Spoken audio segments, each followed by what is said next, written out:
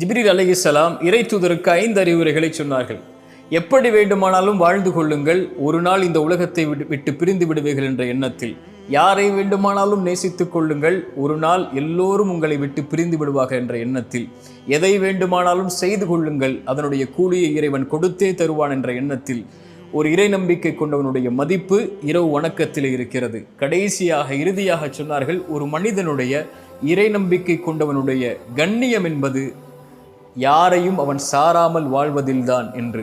மிக முக்கியமானது அது. இந்த உலகத்திலே யார் நமக்கு முக்கியத்துவம் தரவில்லையோ அவர்களுக்கு ஒருபோதும் முக்கியத்துவம் தராதீர்கள். யார் உங்களுடைய வார்த்தைகளுக்கு செவிமடுக்கவில்லையோ அவர்களிடத்திலே ஒருபோதும் உங்களுடைய வார்த்தைகளின் நேரத்தை கொடுக்காதீர்கள். உங்களை விட்டு யார் பிரிந்தார்களோ அவர்களுக்காக ஒருபோதும் அழாதீர்கள். இதயம் உங்களுக்காகத்தான் துடிக்கிறது, பார்வை உங்களுக்காகத்தான் விழிக்கிறது. உங்களையும் உங்களுடைய இறைவனையும் மட்டும் சார்ந்து வாழுங்கள்.